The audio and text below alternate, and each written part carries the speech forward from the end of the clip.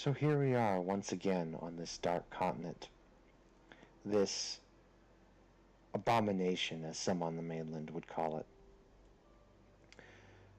With the new explorers and colonizers now trapped on the continent with almost no way to get back home, some have decided to panic, others have decided to accept it, and others have decided to continue the mission that they set out here.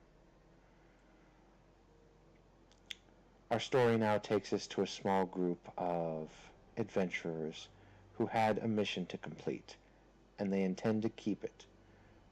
But how long will this mission take, and just what perils await them in the future? Let's find out. What indeed? And so I said, no, or I'd never even met her. Freeze frame. All right, I'll see you guys next week.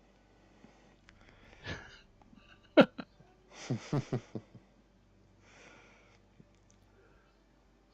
what did So, Vlad, what did you huh? say this what did you say this man's name was again?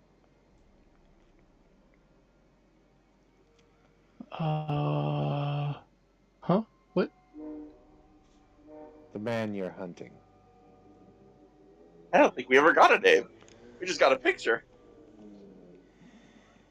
We never got a name, just a picture, and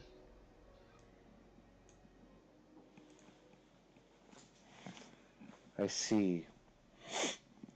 What crimes did this man commit?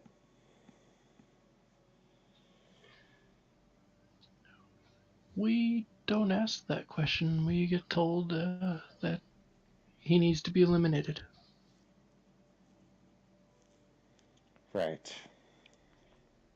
Well, I can at least get you as close as I can. However, once we get into the territory of Londo, there's nothing we can really do. By there, it will be his rules. And finding your target may be very difficult or easy. It all depends on how Jericho feels. So then you would say Jericho control. I'm sorry. Is Sylvia just talking to him through the mental link and none of us? That's up to Vlad. I think she's talking out loud, and I'm talking to with a mental link to everybody, so that everybody knows what both sides of the conversation. Okay, so my big question here is that the areas that are governed by different fallen lords, uh, they're like different worlds entirely. They have different rules and other things like that. As far as I know, yes, these beings are not from Gaia.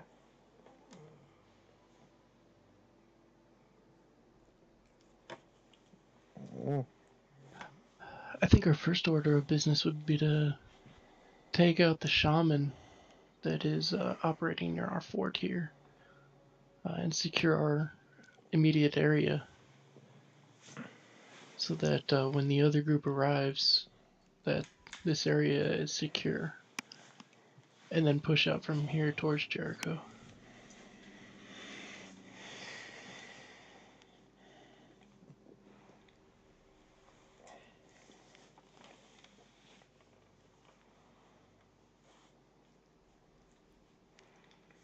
Does anybody have any other thoughts on that?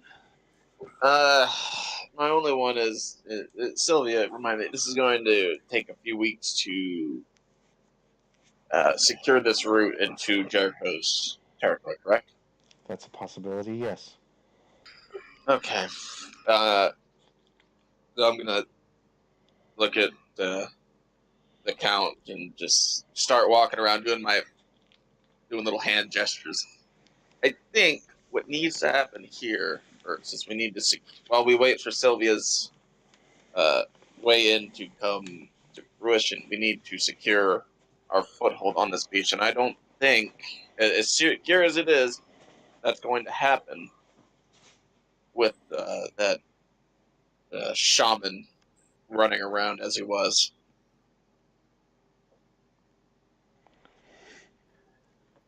I agree, and that's why I'm saying we need to eliminate that shaman, the threat from that shaman and his tribe. That's the immediate threat, and then once that threat is handled, we can push up from there, and we might be able to see if we can. If I remember correctly, he was the one using those war tigers. We might be able to requisition a war tiger for our own, and like a young war tiger, and treat it right and raise it, and then eventually make it to where we can use it ourselves to help us transport us throughout this island eventually.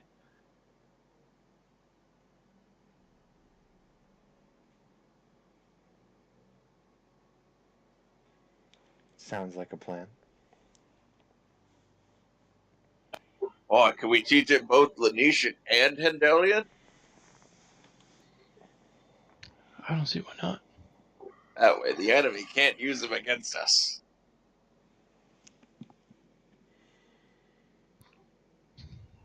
Do you have any thoughts on that, Drukovius? What was that?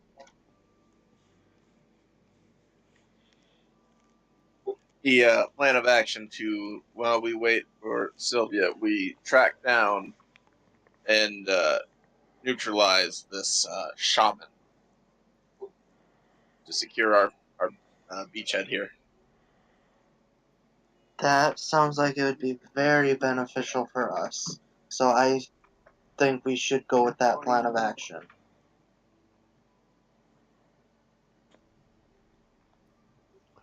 Alright, it's agreed upon. We secure this beachhead by eliminating the shaman threat.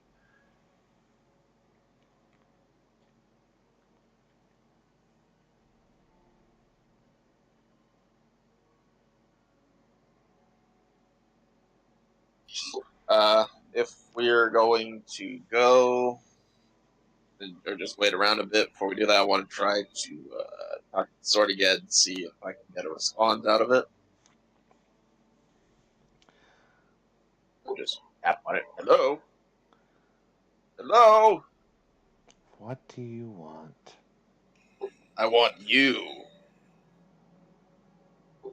my new companion.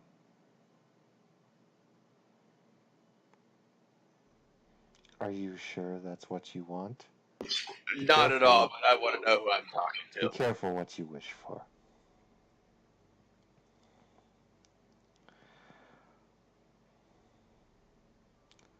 I believe in equivalent exchange.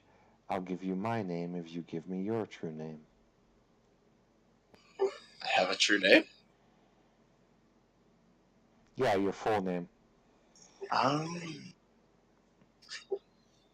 Well, the egg's on my face. I didn't give myself a middle name.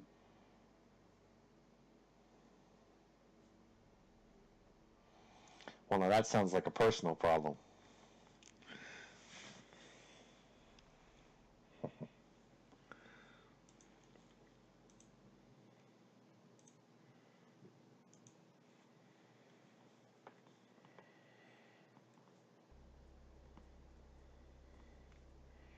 I like this thinking music.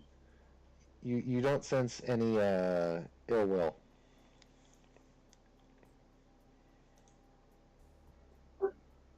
All right.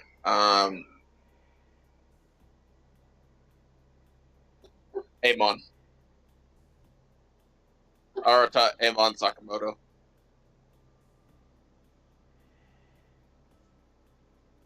So, all right. I'm a risk taker. I will. I'll accept this. My name. Okay, go ahead. I am Tatiana Sevilla Natovich.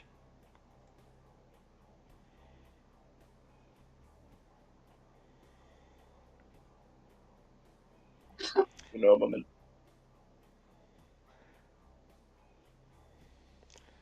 This was a sword that I took from one of the great houses of the White Clan Oni Cloud Riders. I used this sword for many years before I was eventually defeated and as in humiliation My soul was bound to this weapon. There, that's my story.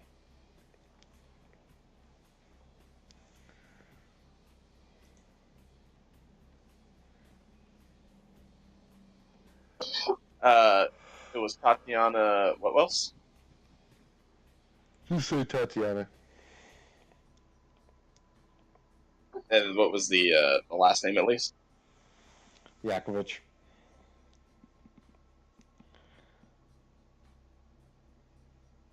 Spell it however you damn well please.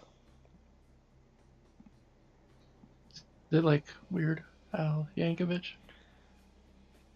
Any relation? Now, Damn it. Weird Al Yankovic died 200 years ago in this world. Oh, darn. I tried. And it was the Cloud Rider house? Yes. Is this from Hendel?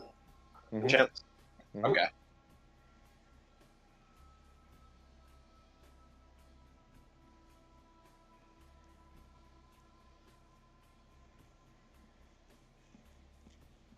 So, you're going after that shaman, are you? Yes, we have to keep our assets that are the men and everything in it, the space encompasses safe. We can't go about setting this island on fire. We're gonna leave our own place in shambles first. And how exactly are you planning on defeating a man who could possibly be quite more powerful than you, and whose tribe outnumbers you? Superior tactics, a little bit of luck. I'm not feeling a lot of confidence.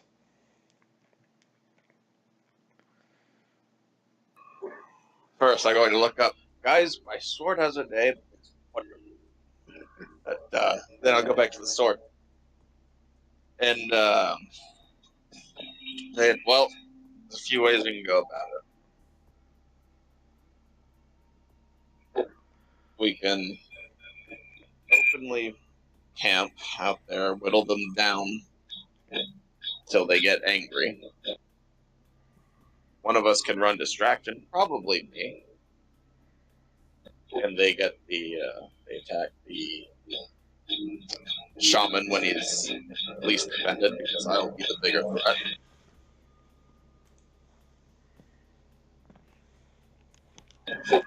Or again, a slight offshoot from that. Make so much noise, the enemy comes to me and everyone else goes to some. Mm-hmm. Hey, Sarge, you're getting a lot of static backfeed from you. Either put yourself on push to talk or lower the input value on your mic. Okay. It's input volume then, because I'm always on push to talk. In a moment.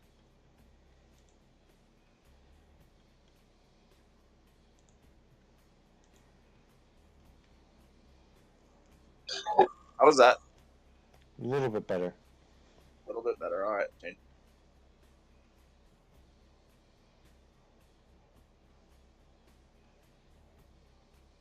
How about now? That's fine. I guess there's no way to really go around it. I will go into the actual Well, setting. that sounds good. You're good there. Oh, okay. So you need to exit the setting before they get back then. So yeah, I'm at 30% now.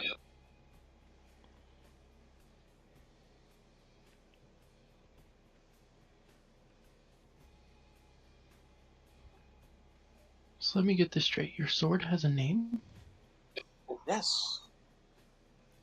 and you didn't give it to it. No. So your sword has a name that you didn't give it. Yes, and she actually just told it to me. Okay. She's at 10.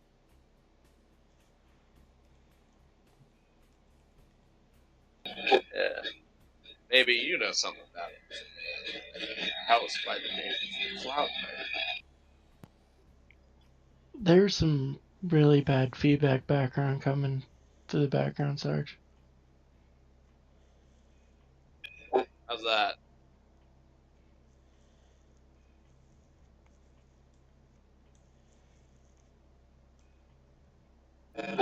Testing? Yeah, you're having a lot of feedback.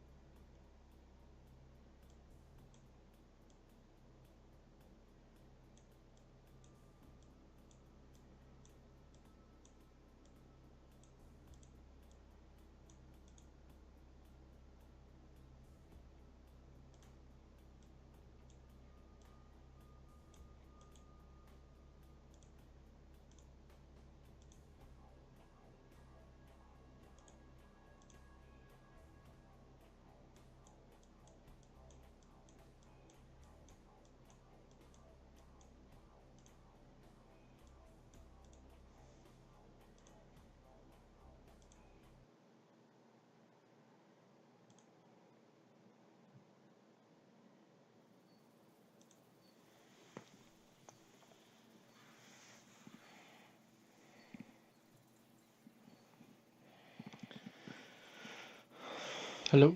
Hello.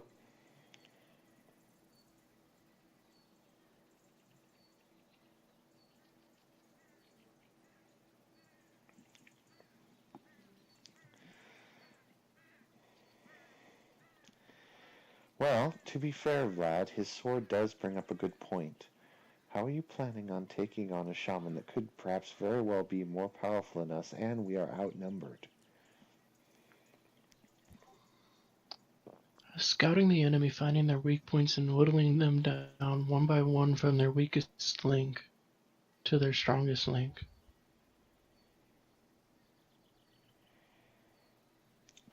Then perhaps you and I should go scouting first, then?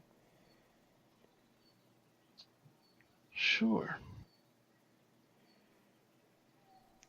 Perhaps it will be for the best. Stein, you stay here and hold the fort in case we need any medical attention. Stein nods.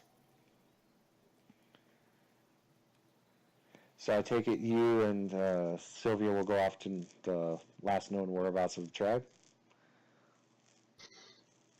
Yes, and we'll leave. I'll maintain a mental communication with Sarge, or with Arata. Testing. You're good. That's a lot better. Okay, so I know what the problem is. Well, I'm throwing away healthy pieces of equipment. Problem is, Vlad, once you get a certain distance away, you're going to lose connection. I was thinking on maintaining it as long as I can until I hit that distance, and then once I hit that distance, he'll know that that the link has been broken, so that he knows it, and then that's also so I know where I need to fall back to get reinforcements heading my way. Mm-hmm. So, and I'm gonna let Sylvia know about that location also, so that we know where to fall back to make our last stand and wait out for reinforcements if we get spotted on a scouting mission. Okay.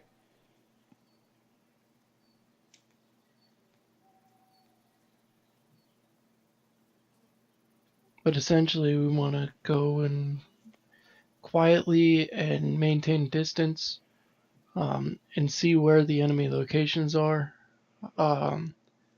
Try not to be seen, and try to spot their weak spots in their defenses. Any weak links in the tribe, like weak soldiers or anything like that.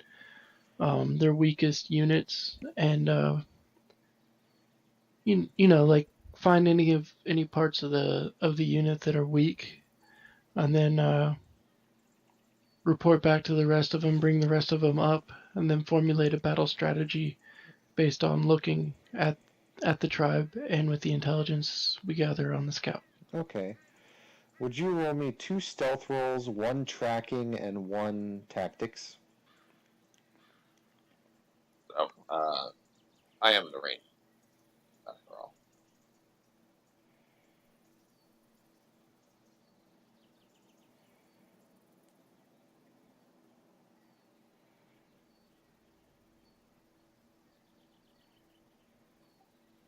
And a tactics? Yes.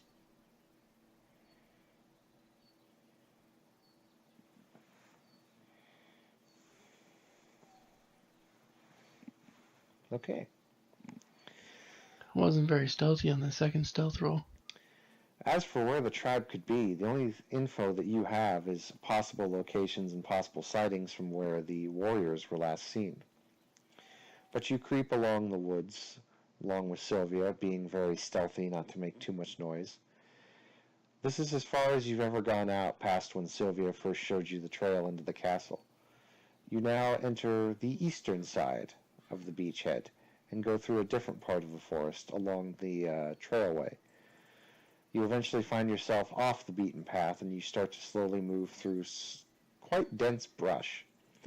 However, you notice that with your tracking skill, there are quite a bit of indentions in this brush.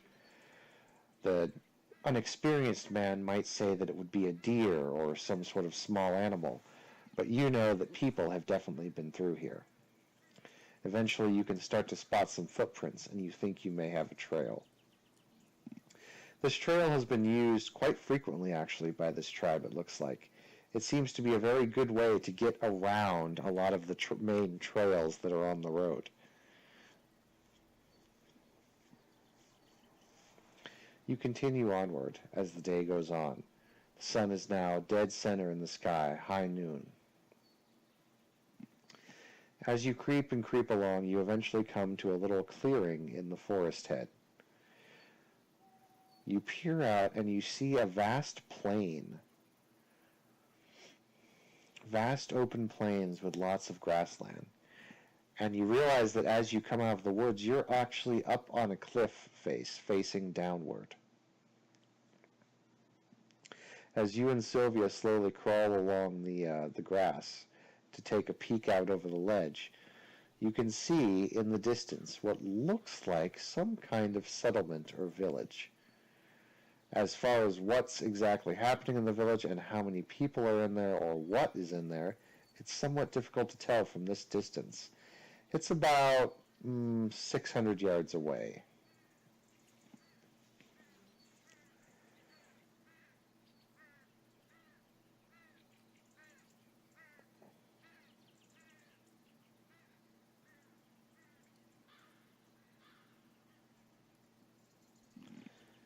Did you get all that?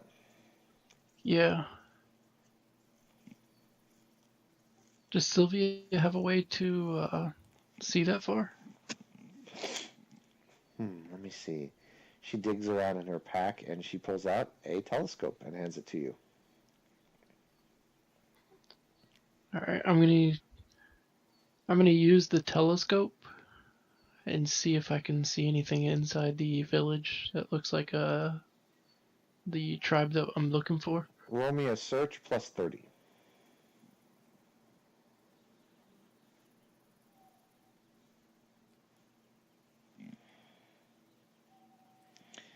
You manage to get a nice clear view, and it looks like this is indeed some sort of tribal village, and there do appear to be some armed, familiar faces. The wild savages that you fought earlier, the ones with the masks, are wandering around, appear to be on somewhat of a guard duty, and some are doing typical household chores, men and women, not all masked, but some are. It seems to be a typical establishment, although they do seem dressed for war.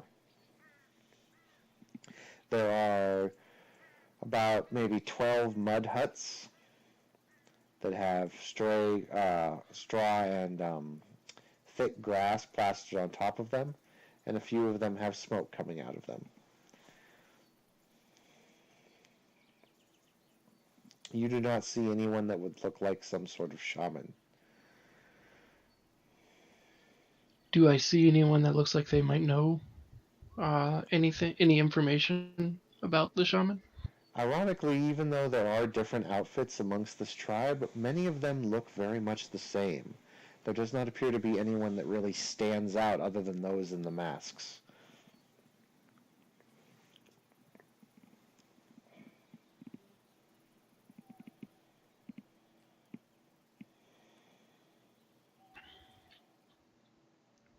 How far away am I from Arata and Dracovius and Stein? Couple miles.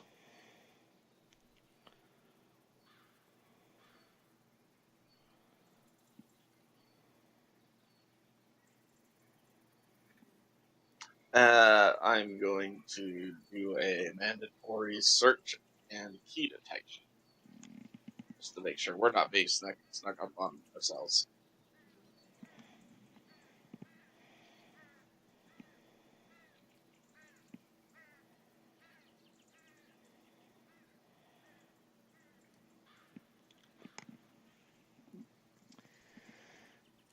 As you clear your senses and view the world around you, Arata, you can see that there are actually a lot more animals in this wood than you originally thought.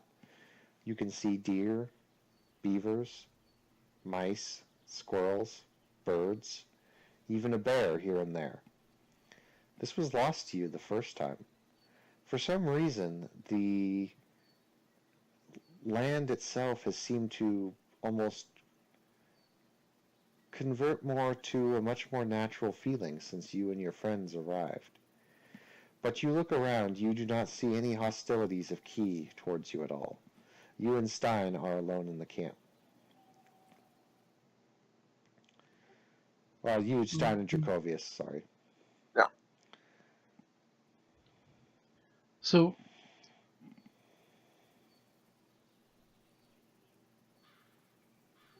with my movement increase at 30, how fast would I be able to get to camp and then back to where Sylvia's at?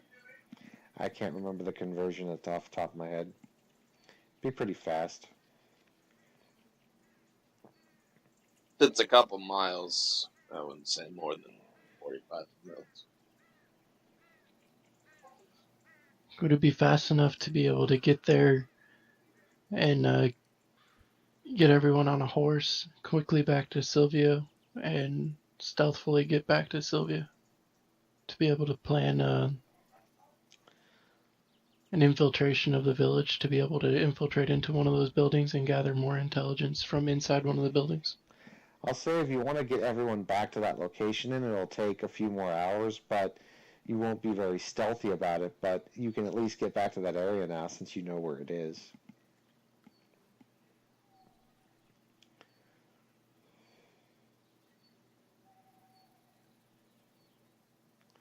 So yeah.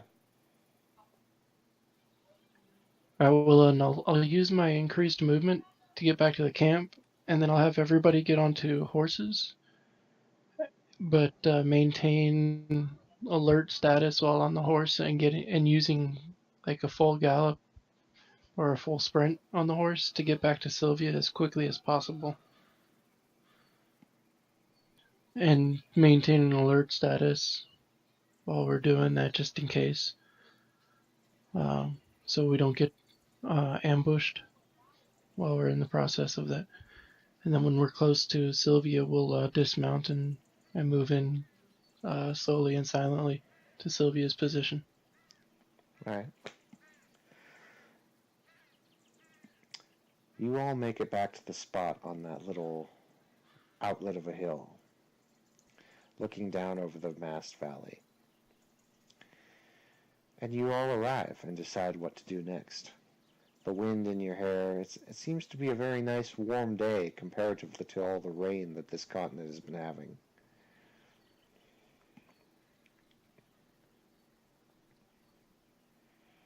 Oh, it's not raining anymore. No? That's odd. It's been raining nonstop till now. I will be right back. Do any of you have thoughts on how to approach this?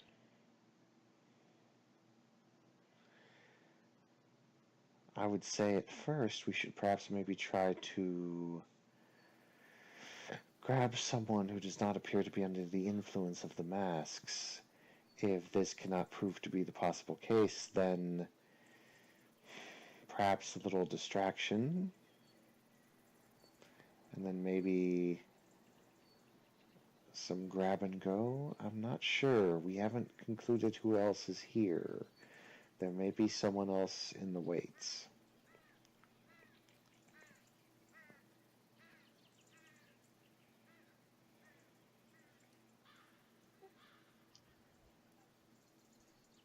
I think watching for a little bit longer from up here, seeing if there's an empty building that nobody goes into.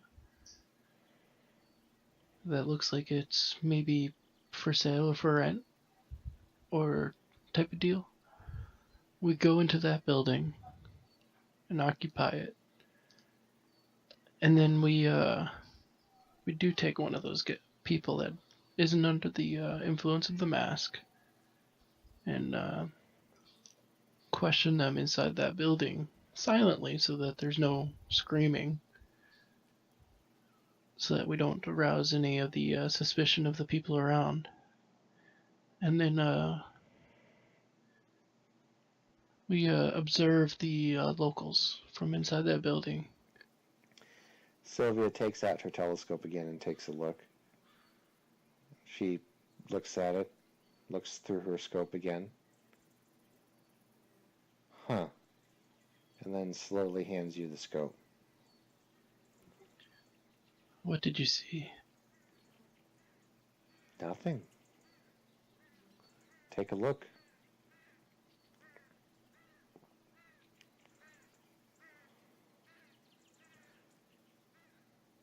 As you look through the scope back at the village, all the people, all the activities that they were doing are not there.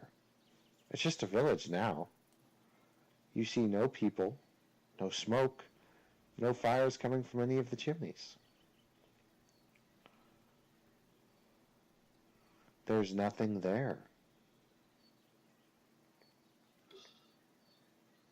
That's a little concerning.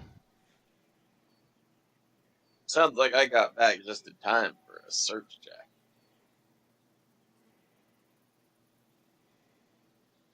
I walk up to him like, alright. Well, can I see the spyglass, please? She hands you the spyglass. Oh, Sylvia had it. Thank you, Sylvia. Can I put in the plus 30 modifier? Mm-hmm.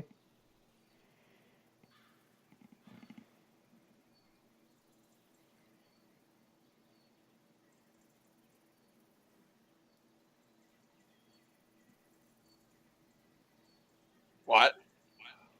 Huh? Try that one again. That was a bit of a fail on that roll. How did you? I swear. How do you roll a 0 with a plus 30 modifier? When you put the modifier in, don't put the positive symbol. Ah. I learned that one the hard way too. Well, thank you. I'll keep that for later. So, do you want me to roll again? Or do you want me to just keep that? Because that is a fumble. Roll again. That's a serious fumble. Well, you didn't do it right, so roll again. I still got a 1. I personally think that it should be a reroll since you messed it up. But it's not my choice.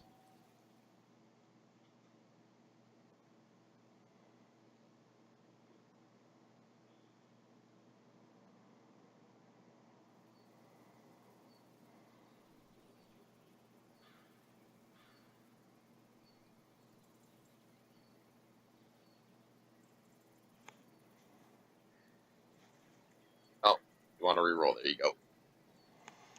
Okay. Are you using key detection, or is this just a perception? Just a perception. Okay. You look around and you can see, yeah, there's no one in the village anymore. You see almost no bodies, no people, no humanoids, not even any animals. As a ranger, is this slightly concerning?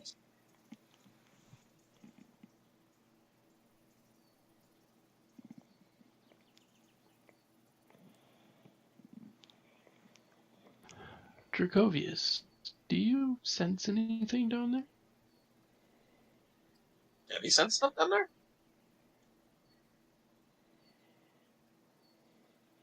He does have magic sight.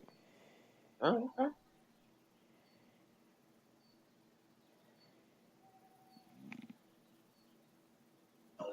Okay, so what do I need to do for that then? If you want to use the spyglass, you can roll a search plus 30 to try and see some. So a plus 30 for search. Mm-hmm. And this is a bonus to what you're already getting.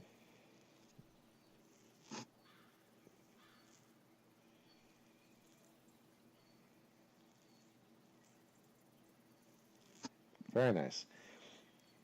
You do look through, and after a while, Dracovius, after looking through the scope, you can see a little bit of magical residue around the village. You don't recognize it, but there's definitely been some magic in Xeon there.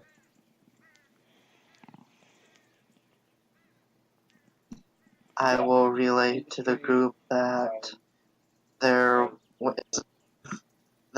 an unfamiliar magical essence that was here.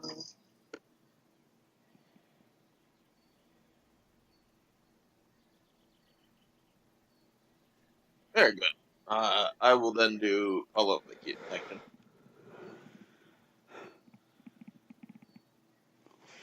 Oh, that's a fucking roll and a half. I hit my fucking inhuman cap. You can see that there's traces of key that have been left in the village, but there's no physical living things there at the moment. All of that key is one color, red. Oh boy. Then this could be. I'll tell him. It's backing that up with the same red key. There is a non-zero chance that either this shaman works alone, or he works alone and is turning and using these turncoats to clash with the village, or we have a village who just hacked up and ran from something very, very malevolent. It's fucking coded down there, bud. Suggestions on what we should do?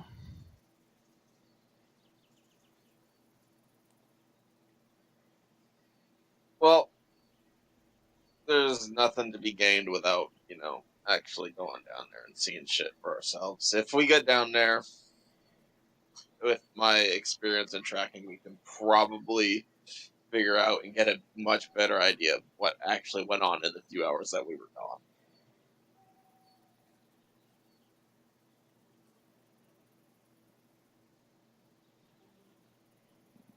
They disappeared in the matter of 5 minutes.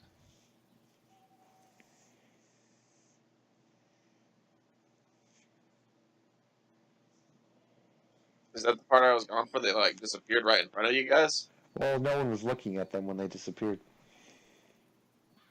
So while I was in the restroom, they were there, and then 5 minutes you turned around, they were gone? Yeah. Oh. And no one saw anything. Alright, let's do it like this. I'm gonna get within 60 meters of the perimeter of the town. I'll hide along that along that ridgeline there. Dracovius, I want you to be on my left flank, covering with your defensive magic ready to go, focusing on Arata. All right, Arata, I want you to, as stealthily as you can, remember what we did in what was that town name? I believe it was Yugen? It was in Uniport. Sort of, yes. Yes, exactly like Munenborg, except we're going to be coming in from the land instead of from the water. Yeah. So I'm going to cover you, and you're going to come right up to that town as stealthily as you can. All right? Yeah. And you're going to try to see if you can see anything from closer. Sylvia, if you can back him up as best as you can also. Does that sound like a good idea, guys? Understood. Let's do it. All right, let's do this. Would everyone roll me a stealth roll and a 1d100 flat?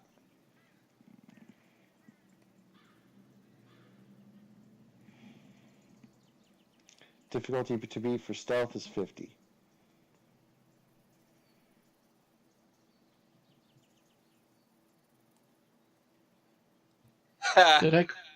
Did I crit on my D100? No, the D100 is for something else. Oh.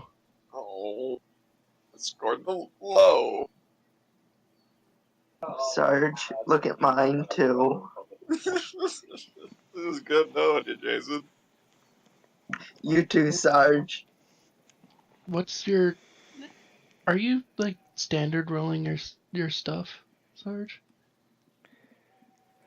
No, yes, I don't have anything in stealth. So it's a minus 30. Oh. Yeah. Because I'm clicking on it just so it helps me. And Yeah, with your standard rolling stuff, it's confusing. Yeah. Well, I got it because minus 30. So. You all work your way towards the village, slowly creeping along the tall grass. I'm just rolling and laughing like a retard. No, you're just making a lot of noise. Your armor's kind of clanging, and because it's a valley and there's not much wind, it's kind of echoing. Oh, we're in the valley. Hell. Arousing.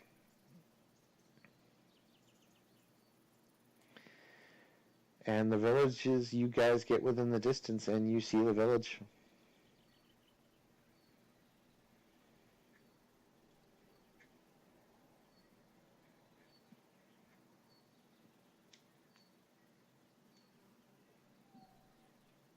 Can I, Is this the area right here that we're looking at on the map?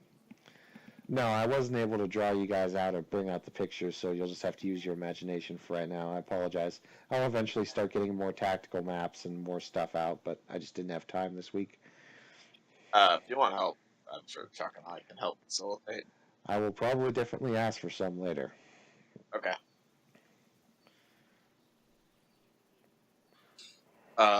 So kind of fucked that up. So feel free to say no to this. Can I do like a little search check? I don't want to do key detection because I feel like it's kind of cheating at this point. Why do you feel it's cheating? Because it's so high and it's based off of an average between the amount of martial knowledge you have and your notice. Well, it's a skill. It's basically a power. You're using a special form of detection. All right, just want to do key detection. What is with my rolls tonight? You scan the village and you can still see the red traces of key energy kind of flowing around. But now you can start to see that there is indeed a figure in the largest hut, and it's a figure who has a black aura. No. Not black. That means he's gonna torture us. Black is bad juju, guys. Can't tell.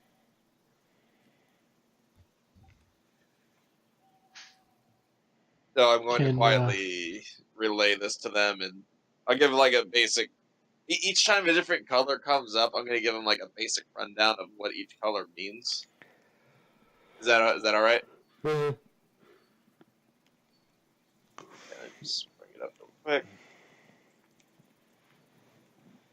So red is pretty much rage and enemy and nothing but kill, kill, kill type of stuff.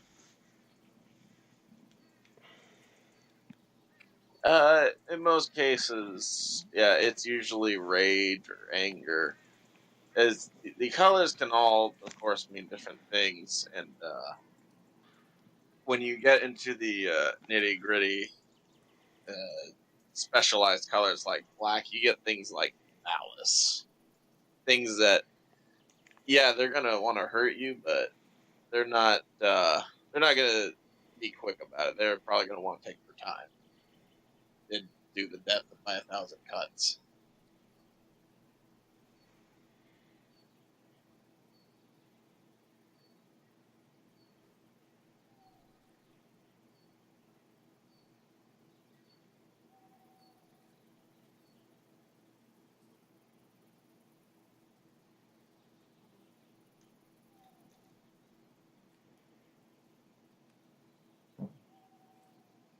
Can So, Sylvia be able to tell who it is that's inside that black aura?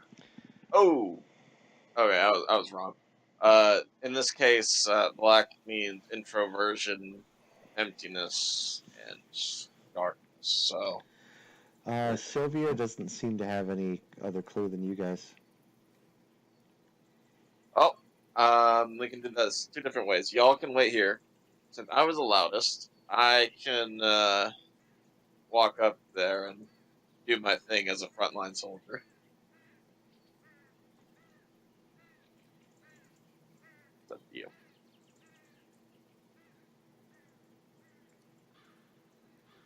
Dracovius, can you see anything? Well, let's see. It would be a search. Search. Search with your CC map.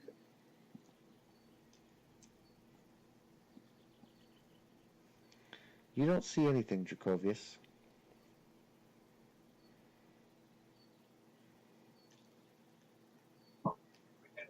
Dracovius will shake his head towards Vlad. I'm gonna also do a search roll.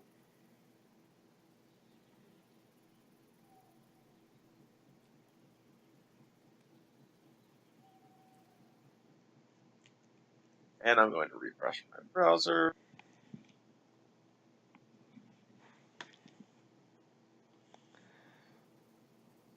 Nice.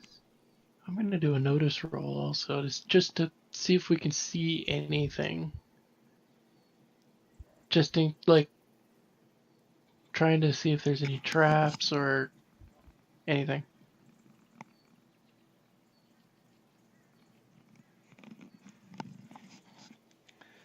You look around, and after some perceptive views, you see that there is actually not much even in the way of items or supplies in this village. It's just deserted. And if you guys take a peek inside the big hut, there's no one in there. But is the key still there? No. You look again and the key's gone. Actually, Arado, you rolled very well. You can feel slight vibrations in the ground. Any particular direction? I'd say coming from the far west, towards more inland. Okay. I want to do another key detection. I want to tell everyone to, hide, get down, get against the wall or something.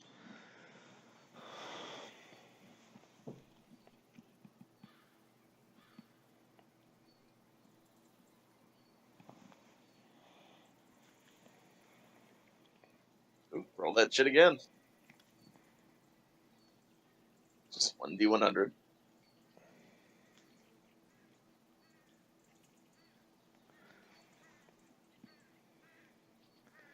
Yep, so everyone go ahead and roll a hide or stealth. So Vlad hides like a boss.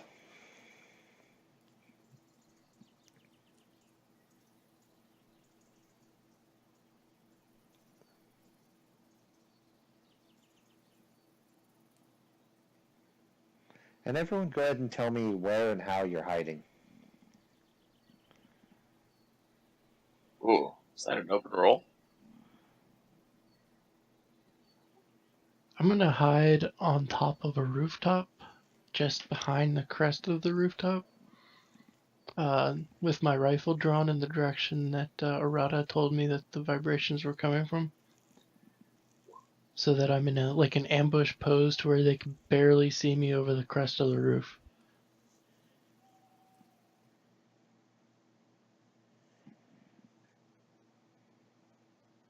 It's like they wouldn't be able to notice that I'm there unless they specifically knew to look there. Mm-hmm. Jacovius? I hide behind a wall, like inside one of the buildings that are empty or huts. I pretty much hide by the entranceway. Excellent. Errata? Is this hut specialized in any way? Are there any special features about, like, say, a window or more than one entrance? It is slightly bigger, and yes, it does have one square little outlet. Okay, so since I got the most perceptive-wise in abilities, I want to hide myself against at least one side of the window without completely exposing myself, like being a little nose sticking out. I think that's the best I can manage. Mm-hmm.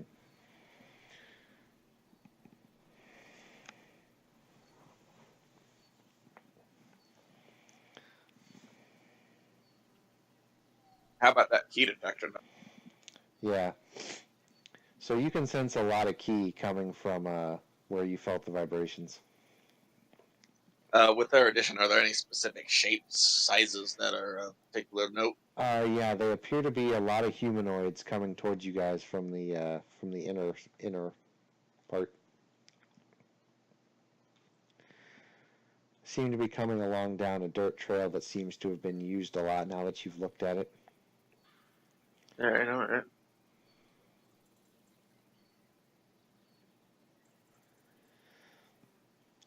If you guys choose to wait a while, you can now see what's coming up the road. I choose to wait. I assume the aura Right. was red. The aura is a mixture. Rainbow. Okay. Am I able to see the first one to be able to use psychic illusion on them to be able to make them think that the entire town is empty to lure them into the town, into our ambush? You have to wait until people get kind of in targeting range, but I guess what you could do is, for just the purposes of kind of stealthing, I'll say, yeah, you can put up a psychic illusion, which will kind of aid your stealths. So just go ahead and roll me a potential roll, and that'll just be your roll.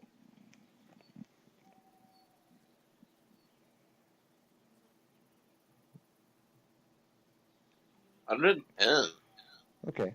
110 with a fumble? No, it didn't fumble. Oh. You just gotta remember that's bug.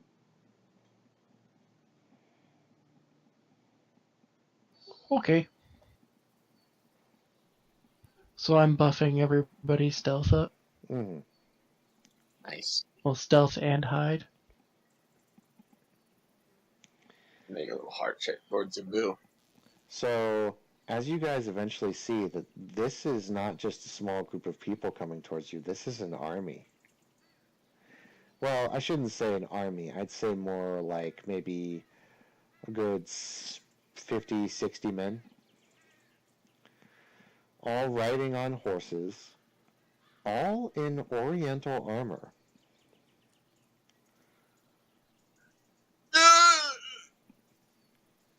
And what, dare I ask, are they sporting an emblem of sorts? They are sporting the emblem of the Black Lotus. I wonder who they belong to. As the group eventually gets close to the village, they all stop and kind of, halt their horses. And a lot of them start to kind of just look around. They don't seem to notice you.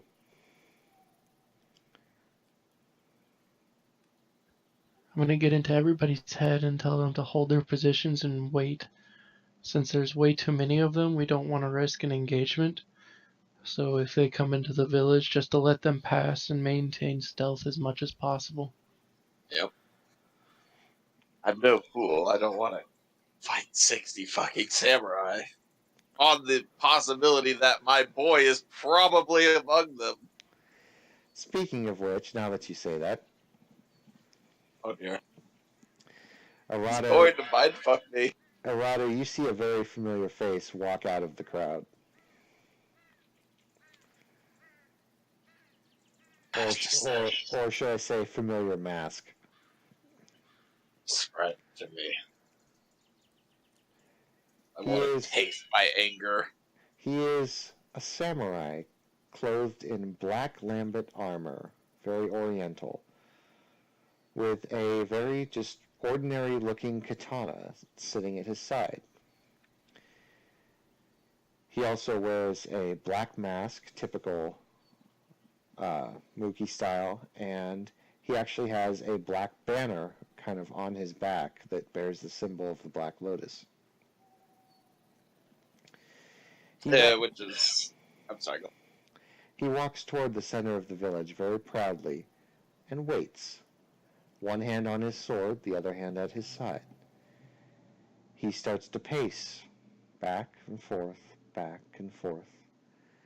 And then in the middle of the village, a small hole seems to open up in reality itself, and a man stumbles out, a man with his arms tied behind his back, and he falls to his knees. He looks like a just tan-skinned, poor, ragged man, looks like he's been in a prison cell. And another figure steps out. This figure is wearing prominent, bright, almost parrot-like feathers around his neck. He is wearing a loincloth and a leather tabard over his chest. He carries around a very strange-looking staff with 3 skulls and what looks like a shrunken head on it. And he has a small cloak on his back. He is a tan man with very dark, deep eyes and appears to be in his 60s. He walks up to the samurai, and the man on the ground who is currently bound stumbles a bit and walks forward. The man looks up and says, "You did not tell me that there would be intruders in my land this early." Samurai merely shakes his head and nods and says, "If you would open your eyes, perhaps we would not need to do your job for you. Now do as our master commands, and we will not destroy you." "I understand. Remember, I am part of this deal just as you are, but you could at least show me some respect." "Respect is earned, old man, not given. But speaking of gifts, I see you've at least upheld your part of the bargain." "Yes, I have done mine. Now do yours, please." The samurai reaches into what looks like a small pocket on the side of his chestplate armor and hands out a small wrapped item to what you now assume is the shaman. The shaman nods. Oh, shit. The shaman nods, looks at the wrapped item, looks down at the man, and says, "A deal is a deal." The portal opens back up, and the shaman walks through, and then he looks around. He looks around at the village, looks back at the samurai, and says, "I think they're somewhere here." But not my problem. That's yours now. I've moved on to the next location as planned. And he just goes back in the portal and disappears. The samurai then looks down at the man and says, "Ah, at last. Finally, you and I get just a little bit of alone time. Oh, how I would relish this opportunity. But unfortunately, your fate has already been sealed." And with a speed that none of you thought was possible, he draws his sword and decapitates the man within half a second.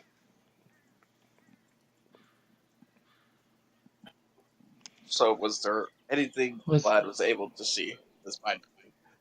Was I able to read his mind before he got decapitated? The only thing you got from his mind was... It's because he wasn't Laudician, isn't he? The man's thoughts were in a language that you did not even seem to recognize. Awesome. And when you tried to pry deeper to his thoughts to actually get like an actual reading, it just didn't seem to work. It was all scrambled. Like trying to flip through a TV to find the right channel, and they're all staticky. Okay, I'm gonna try to read the mind of the dude who just sliced his head off. Okay, roll me potential. I just did. Okay, oh dear. Yeah. So the samurai kind of just looks around. Looks around. Gives a little hand gesture. And you see a very large man, also in very similar Orient armor, except his armor is black and red, step down from his horse. He's a very large man. This man looks to be almost 7 feet tall and probably weighs about 300 pounds. He walks forward. You see that he is armed with 2 massive tetsubas. And he says, Oh, wow. He says, "Yes." And he says, "No, a moment, Akiro. A moment. I smell...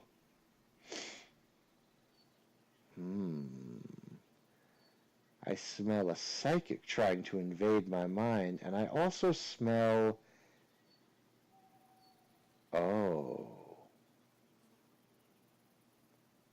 Well. Abort! What do we have here?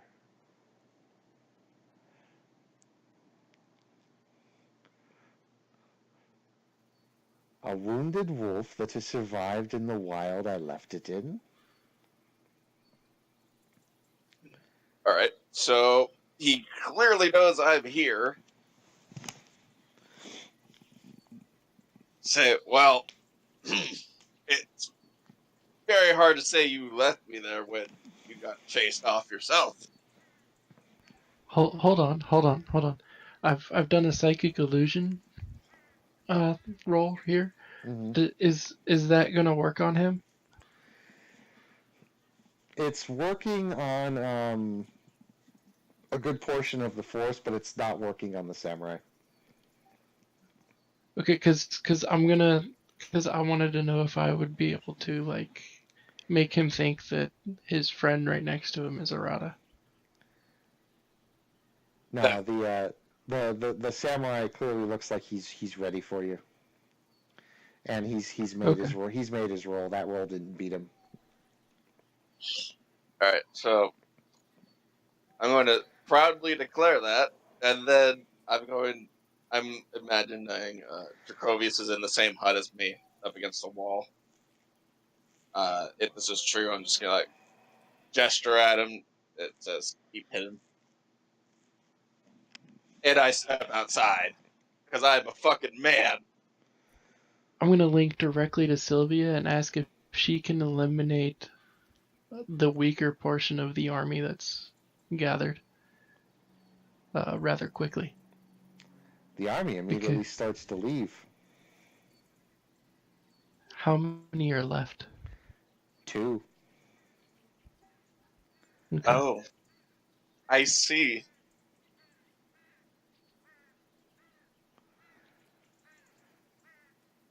Well, I still do my thing. I'm going to draw my pistol and take aim at the non-boss dude, the minion dude. Yeah, you take that shit. I want his fucking Tetsubos. So, But while Arata's doing his thing. So you step out, Arata. What do you say to him? He's just sitting there with his arms crossed, kind of. He seems to have an amused look. let's see. I'm going to roll Composer to see if I can keep myself from pissing myself.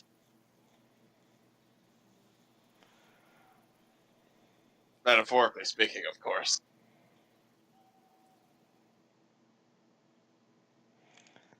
That was a style. Yes. It's obligatory. Yes, you walk out stylish. Fantastic. All right. So, this is awkward. Didn't think I'd be alive again, did you? Is what I'm getting from this.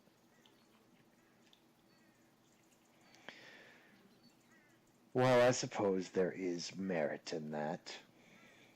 I agree. Even from the fools who think they can own the demons. From fools who think they can truly eliminate the rightful heir to their lands. Rightful heir, what are you talking about?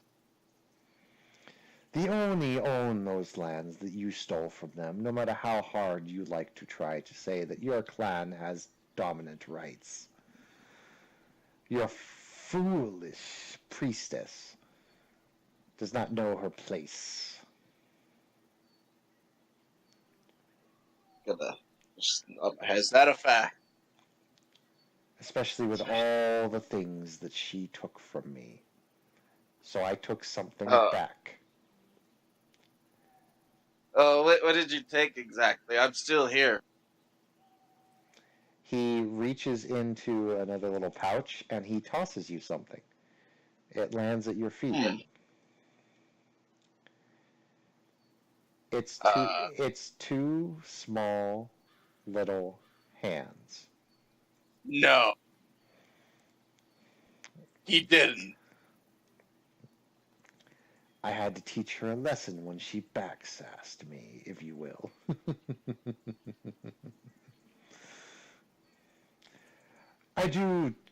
Don't get me wrong, Arata. I like to leave my enemies alive to teach them lessons. I didn't kill the poor girl, but I had to teach her a little bit of a lesson.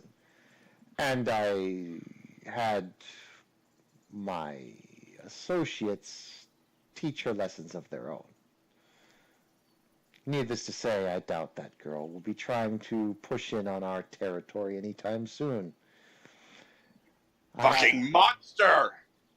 After all, I had to secure some kind of hold for when I'm off here in this new continent doing my work to see that my lands don't get invaded by pigs like you.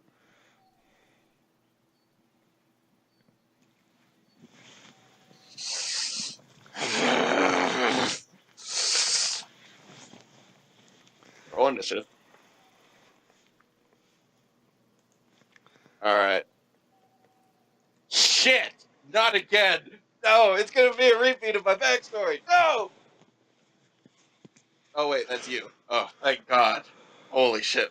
Glad you scared the living shit out of me. Anyways, I'm gonna put a fucking key point into my sword. I don't know what it's gonna do, but I'm going for him. Fuck him.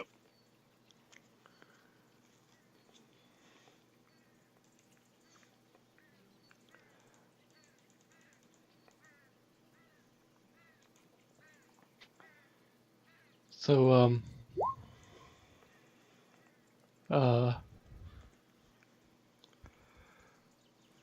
I'm over 200 on my pistol for initiative. Good stuff. Alright, I am gonna spend 2 fatigue points. Hold on a sec, guys. Go ahead and put yourself on the turn order when I give it to you so we can get everybody's turn order down. Okay.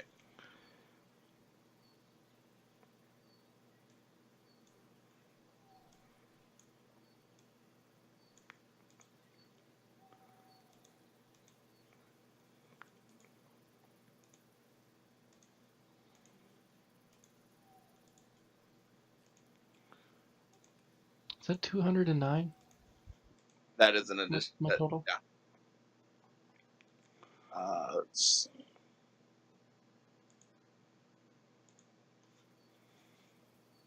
Yes.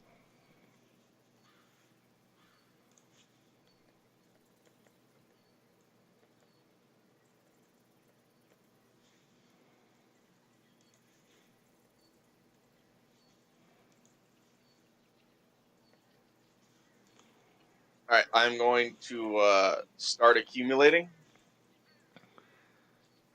and then I'm going to use that attack that I said to you about. Yep. Dracovius, you have more dex than this guy does and more agility, so you'll go first. Okay. But the Mr. Black Samurai gets to move first.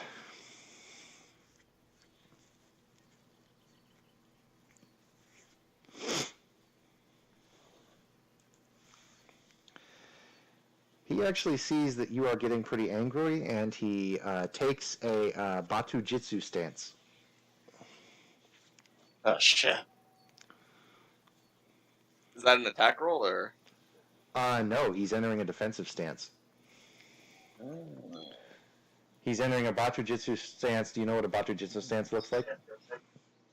He's been ready to draw, which is Yes. I know about it. Yeah.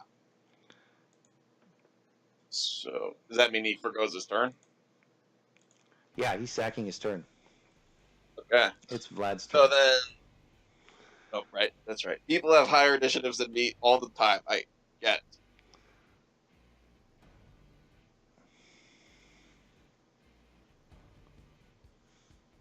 I'm gonna target the other guy.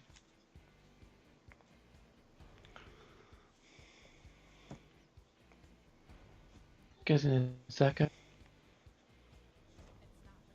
That guy right there. I'm thinking. Yep, go ahead. Right?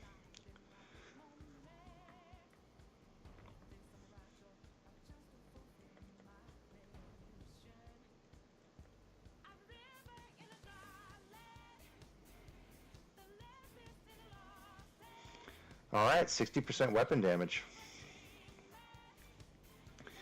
What's 60% of 70?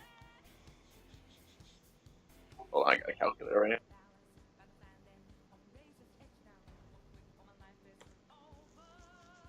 $42. Well, actually, hold on. Okay, you shoot this guy square in the chest, and it hits his armor, which just barely seems to go through, and it clearly hits him, and it doesn't seem to do much.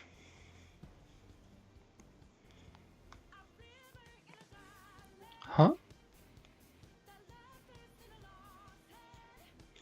You literally hit the guy square in the chest, and it seems to like hit him, and it seems to barely even phase him.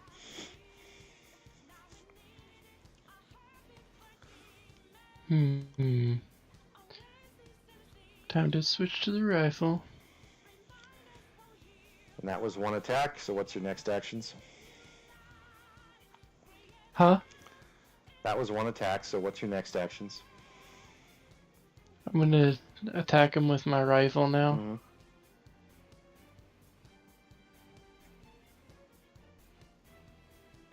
I'm gonna spend 1 fatigue point, and it's minus 25 for modifier, right? Mm-hmm. So you're spending fatigue to ignore that, I take it? Huh?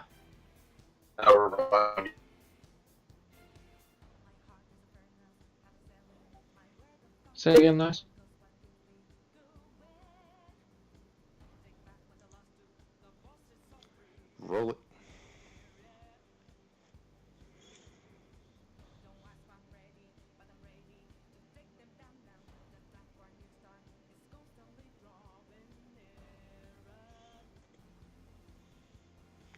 dead zone.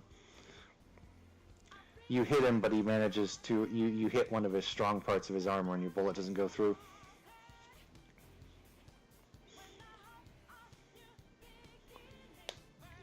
And I have one action left, so I'm going to attempt to shift position a little bit and hide. Go ahead.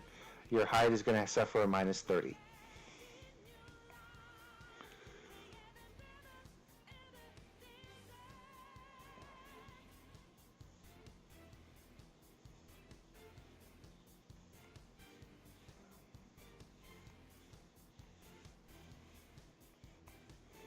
Okay.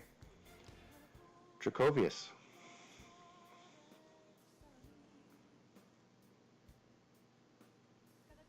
I'm going to step out the door and go towards the sky.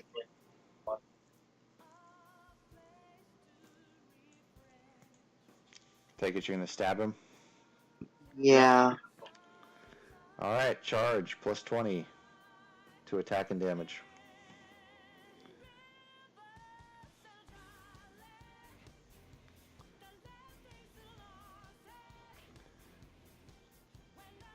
You said plus 20? Yes.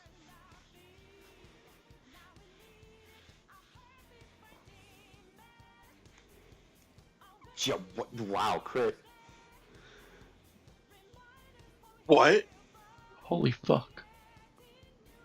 Did you just like do a double crit? I don't know. Jeez.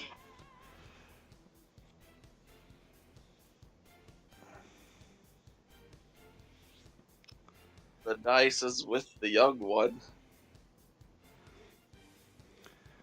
Okay, so you're gonna do 200. Okay, shit, that's gonna be a fuckload of damage. Fucking A, that's a one-hit KO on this big motherfucker. Hold on. I don't want to like shit on your parade, Jason. I'm seeing a multiple in there. Did you put anything in the modifiers? Yep, he's multiplying it by 20. That shouldn't be happening. I put...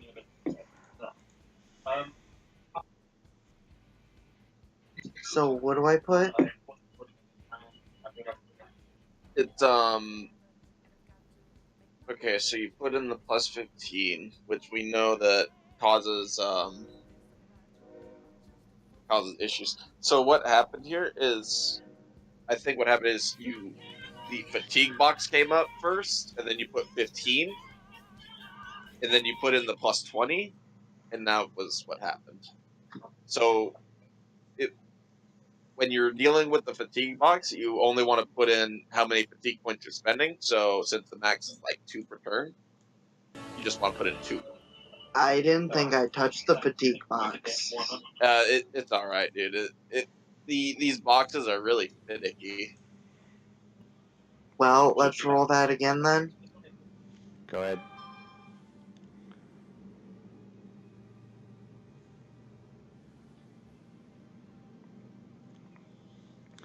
You still beat him by almost 100. A lot.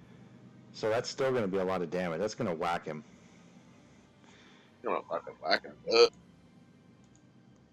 He's going Look, you turned it.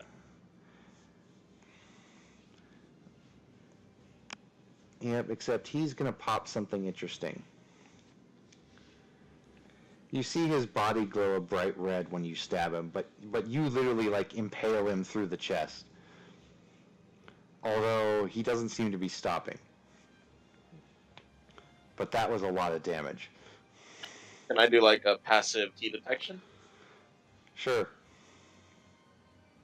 His key is all black. Nothing like say Tanya's. Nope, it's similar to Tanya's, except his seems to lurk kind of all over the place, where Tanya's was focused mainly on her. Oh dear. So, Dracovius, he was saving a key technique. You just hit him with a lot of damage. That hurt him a lot, but he's got a key technique he was saving. He gets to counterattack you now, even from range.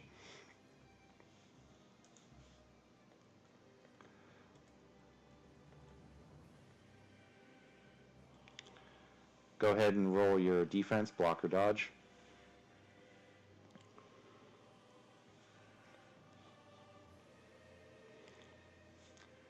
Dead zone. Nothing happens. He misses. He swings at you with one of the big onbows, but he misses.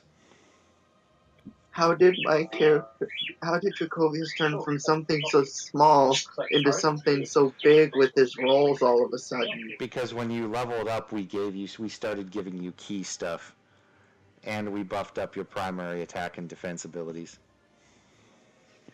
Well, that would probably do it then. Nice. Good stuff, Jason. I mean, that's fucking awesome. I wasn't expecting too much from Jacovius. This is amazing. Like I said, we've turned Jacovius and Mordred into just very simple dice roll number horse. I can get behind simple and effective. Yep. All right. So that was pretty good. You've got another action, Jacovius, if you want to use it. I'm gonna try attacking again. Okay. Do you want to spend a fatigue to ignore the penalty? Yes. All right. So just roll that same attack roll again. Except no plus 20 this time since you're not charging. Jesus!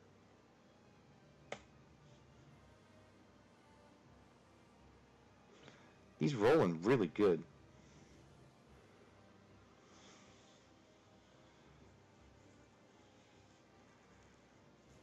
Okay, you don't do as much damage to him this time, but you do about 20. So again, after you charge off and dodge, you pull out your halberd and you slice him again, and you're just kicking his ass. But he seems to be resisting some damage.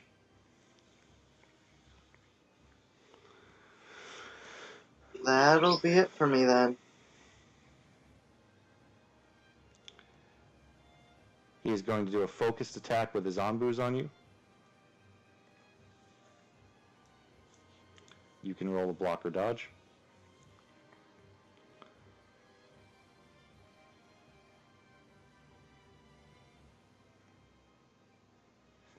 Dead zone. What's your AT, Jason? For Nice. Impact, yeah. So So either way, it's a dead zone. Even if he had 0 armor, that'd be a dead zone. Oh, really? You usually have to beat someone by at least 20 something to 30 something before you can even do damage to them, even on a normal AT0. yeah, I kind of have no armor put in my armory, so I'm working with pretty much bare minimal armor of pretty much cloth. But you said your impact was 4? He was asking for what? Oh, okay. Yeah, it was really just like because armor's silly, and Well, yeah, the thing is, dead zone can mean a lot of things. Jacovius is eventually going to start getting spells that just grant him armor or barriers, so he just kind of... Yeah, if I waited 2 more turns, I can get Armor of Darkness. Or I can use it.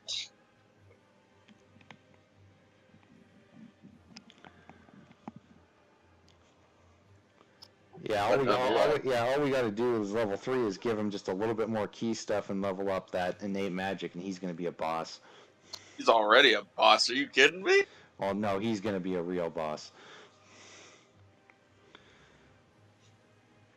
Not to mention, I have been factoring in his increased damage that he got, I think, from aura extension, so either way.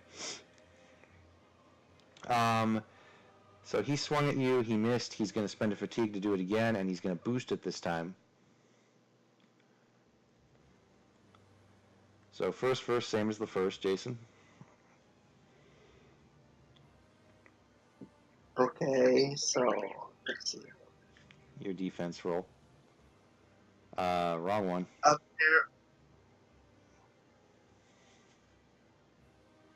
there. There. There you go. So he did get you this time. And he's going to do a little bit. Let's see, actually that's... don't much have impact. Take 50 damage. And is that more than half your life points? My life points is 119 total. Okay, so not quite half, so you don't suffer any critical. But you take 50 damage as he clobbers you in the ribs with his giant ombo. Granted, your halberd is still impaling this guy, so... And his turn is over, so it's time for Arata. Alrighty. I am going to...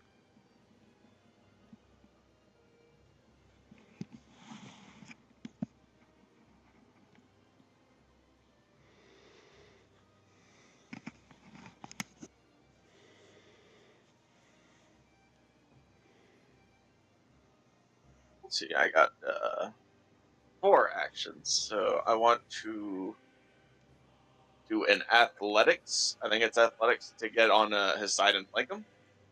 Go ahead. And for this, I want to expend 2 points of fatigue for this turn of mine. For the attack or for the flank? Well, I thought from last session, when you burn points of fatigue, you get the bonus throughout all your attack. Oh, yeah. Go ahead. 2 points of fatigue. Gotcha.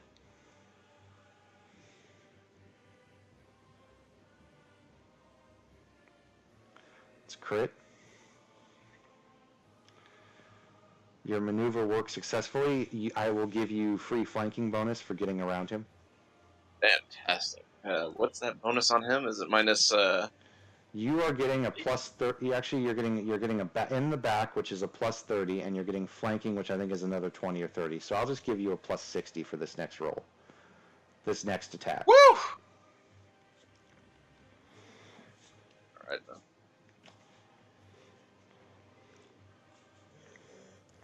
So then I'm gonna just say, like, with that key point in my blade, I'm gonna apologize to Tatiana, but this is a matter of honor, and I need to settle this. Hey, Penny. Hey. You okay?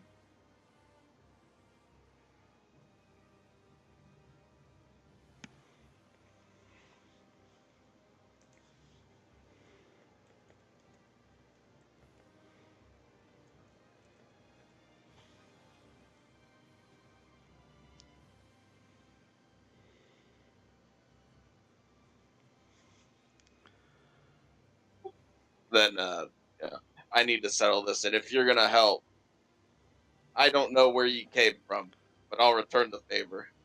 You've clearly been shamed yourself.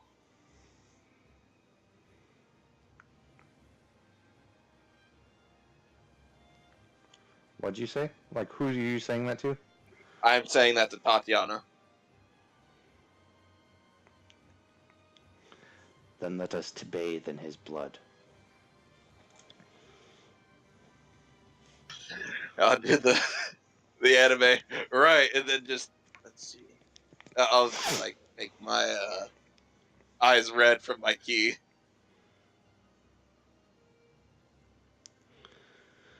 So let's see. He's got decent armor. You're gonna do 90% weapon damage. No. I'm sorry. You're actually doing 120% weapon damage. Oh my.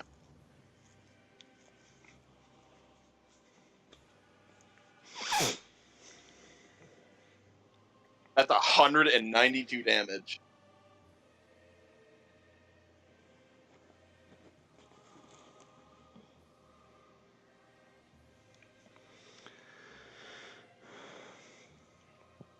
So he turns to try and parry your sword by sheathing his sword quick enough, but he can't.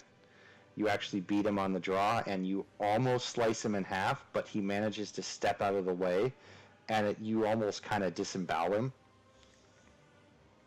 Is he dead? No. No. Is he close to dying? He, as a bunch of black liquid spills from his body, he seems to look down at it, and he looks back up at you, and he says, "Good, you're learning."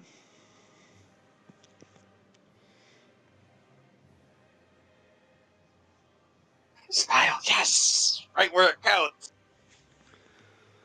As you finish slicing through him, you kind of give the blade a little flick, and all the blood is, flicked off of it onto the ground. Nice. But you have another action. Was that a crit by chance, or? It was, and he took it. He's now Okay. he's now bleeding. You Kurokami dog. I will never forgive you for what you've done to Lady Tatsuya. And I have learned since you left me there. I have tasted war. I have experienced war. And if it's for you, I will become the embodiment of war if it means your death.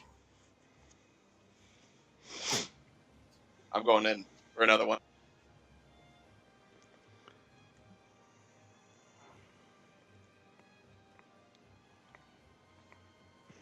No modifiers because I've already hit him. Yeah. Mm-hmm. Okay. No modifiers. Normal. Yep.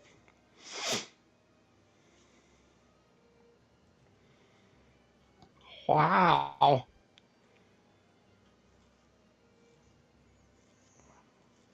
Wow. Dead zone. Damn. You both draw your swords and just clash, and like the ground almost seems to shake as you both clash, and you're now in a bind. I'll withhold my last action, but I'll just look at him and say, "Can you feel it? My burning rage."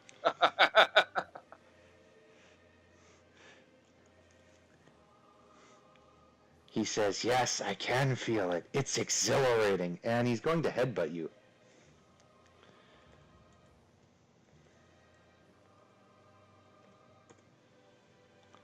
And fail.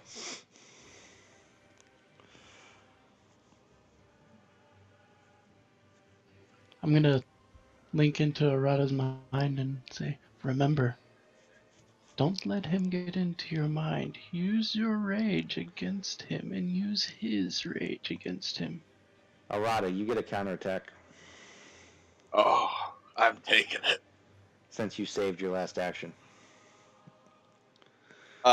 Is there a bonus to this or no? There will be a +5 bonus. Okay, and then since this will be my third attack and we're still in the same round, is there going to be a penalty to that? Yes, -50. With the fatigue and all that. Oh no, with the fatigue, nothing. Okay.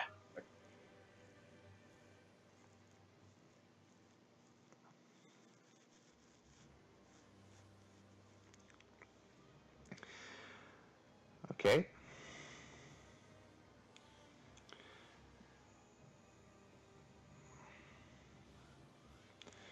So you hit him again for more damage, and his blood starts to boil and coagulate and move, and it rashes towards you and it stabs you. Would you roll me a 1d10 plus your con modifier? Yes.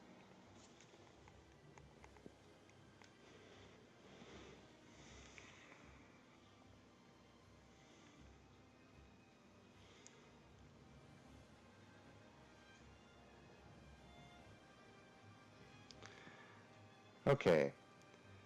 Take 8 damage, and you are bleeding for 8 damage each turn until you make another save that is of 8 or better. Got it. And you are now considered bleeding. And he's going to try and attack you again. Boy. And crit.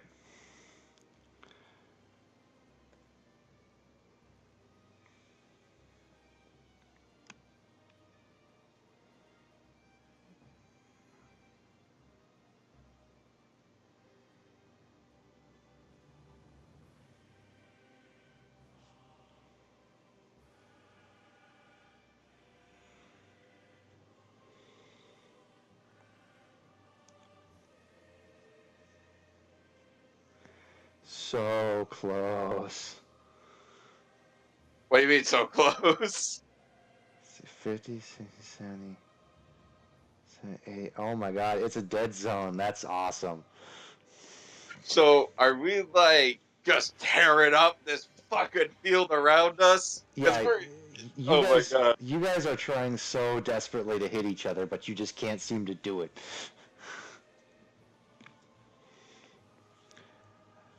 Or he's starting to kind of kick it into high gear now. You can see his key is now like burning. Vlad, it's your turn.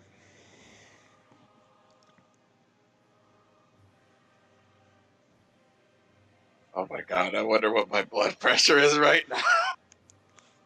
576.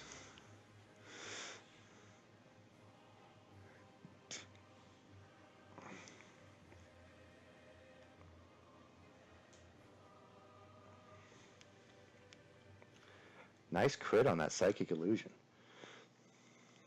I'll go ahead and I'll roll their psychic resistance checks to see if they can pass it. They have to beat a 140. Uh-huh. And the illusion, do they beat it? Nope, neither one. Okay, the illusion is that they look like errata to each other now. You mean him and his buddy? Yes, him and his buddy look like errata to each other now, so they think that each other are errata, so they should start fighting each other now. And errata and Dracovius aren't there, according to them. Mm-hmm. All right, anything else you can do? I'm gonna start taking a very accurate aim at the minion's head with my rifle and my turn there to make sure it's a very accurate headshot. Okay. Dracovius, you notice that your opponent is starting to heal his wounds, but it's your turn. Yeah, I'm gonna attack, so Okay. as long as it doesn't hinder the illusion thing. Mm-hmm. So go ahead and attack again.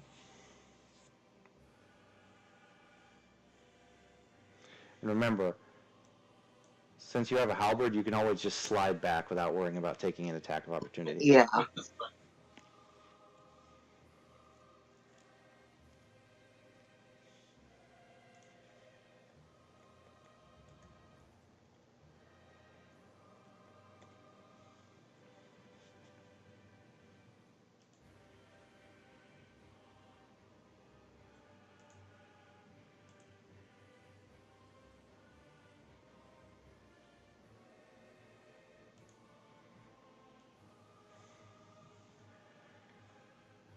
Very nice.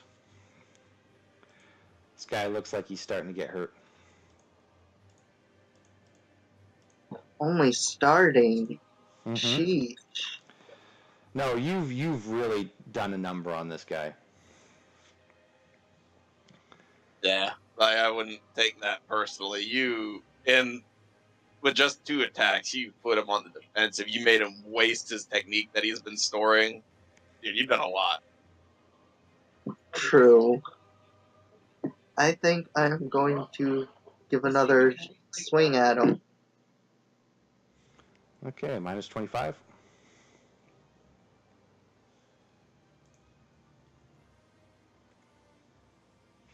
He crit, as did you.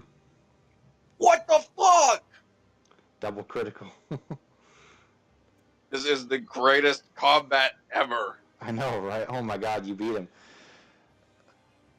Oh my god, he's so close. Oh no, he's got heat. Yeah. Oh man, you're just tearing the shit up out of him. Actually, that's going to kill him. Oh, you just had to kill him. I was hoping he would go and attack the boss guy. I didn't mean to. Yeah, Dracovius, like, he tries to parry your halberd, but you just shove it right into his neck, and you decapitate him. I didn't mean to kill him. I just wanted to show up my pretty halberd. So now that he's dead, it goes straight to Arata. So is he at a disadvantage because he's got the illusion going on, or is that gone now that the other fake, not as fabulous me is killed? He needs to try and shake it off. Okay. So I'm going to roll for my Constitution modifier. Mm-hmm. And he's still in the illusion, but he at least manages to shake it off. He knows Arata's in front of him. However, he is unaware of Dracovius and Vlad's position, so next turn, Vlad and Dracovius will have advantage against him. And Sarge, you are no longer bleeding. Fantastic. Question for you.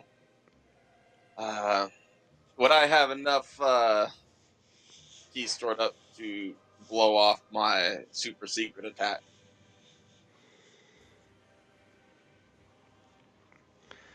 I'm going to say you need one more turn for that one. Okay, that's fair enough. Then, since you didn't declare you were accumulating ki before the battle started, if you did, you probably would have been able to pop it the first turn, but just future point reference. Oh, I thought he did. It. Oh, you did? Yeah, I thought he said he was. I apologize. I did not hear you at all. Go ahead and do it. Okay. So then, let me just pull up the sheet here. The Asakura Sword Zane.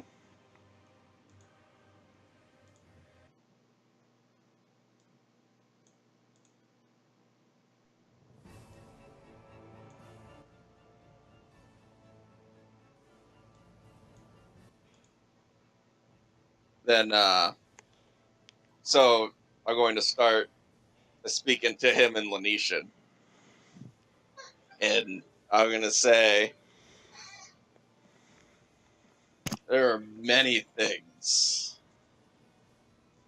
that our encounter in the woods, the forests of Headmill, have taught me. And the most important one came from your little pets you like to keep around. This fat little Oni.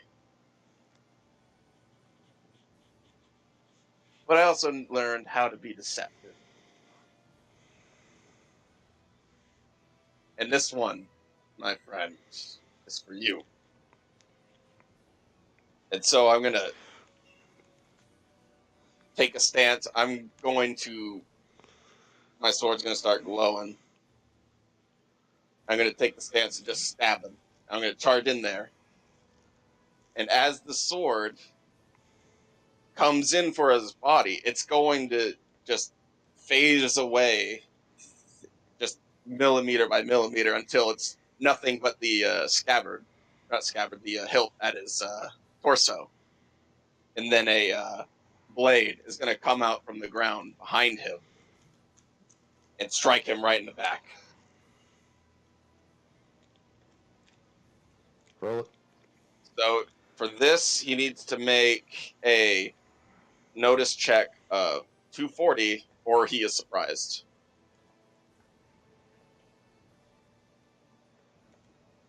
He fails.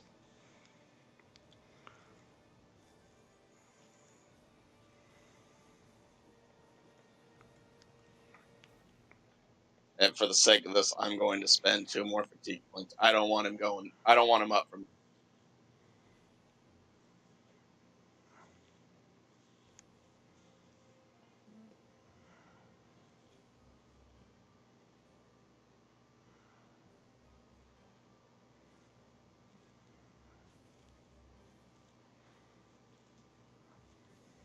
Oh, shit. That's his halberd. God damn it. Oops. Whoops. How'd you attack with his halberd? Arata's technique is just so awesome. He uses the force, grabs Dracovius' halberd, and then stabs the samurai with it. Oh yeah, that's 250% weapon damage. That's minus AT4 as well. Oh man, that's actually 250 weapon damage.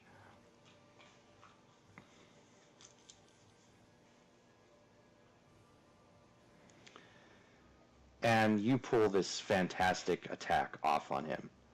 And he backs away from you, just bleeding all over the place. Black pools of what looked like acid just pouring all over the place. But can I do this one? Please, please, please, please. Do what? Is he dead? No. No? Nope. Oh. He says, okay, it's time to get serious now, little one.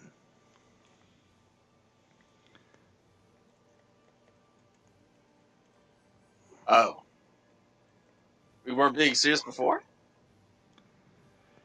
One of his eyes glows red. Oh dear.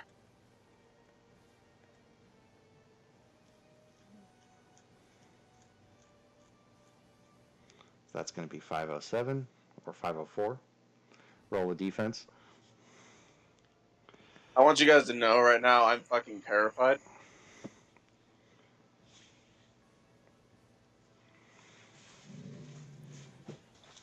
I bet.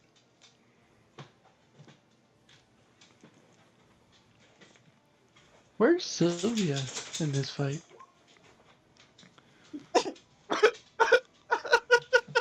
Nice knowing y'all. Out of curiosity, Rhoda, how much health do you have?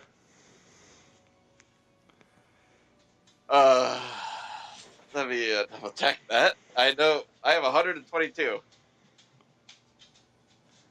Okay, well, he literally just punches you. And he punches you in the face, and this does 70 damage. Oh dear. Roll a D100.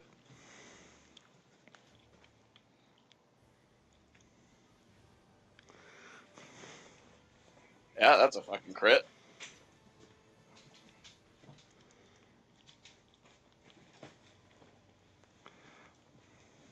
Uh-oh. Ow. I thought low was good at a crit. No, low is good in the crit. You are dazed. Dazed. It's like a cross between stunned and dazed. No, dazed. take No, you're dazed. Sorry. Dazed. He just literally took his fist and basically just, it felt like a sledgehammer hitting you in the face. Did I at least look good getting hit? Yeah, you look pretty badass getting hit. Although he's not looking too good.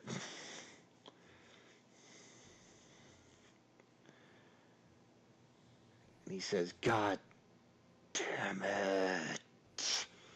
I want this. Your time will come. No, let me finish him. And he gets, like, he doesn't get, say, pulled into something. He almost implodes in on himself. Like, he's being sucked through a very, very, very small hole. Oh, as I imagine, I'm pulling myself up. I'm gonna give him the bird.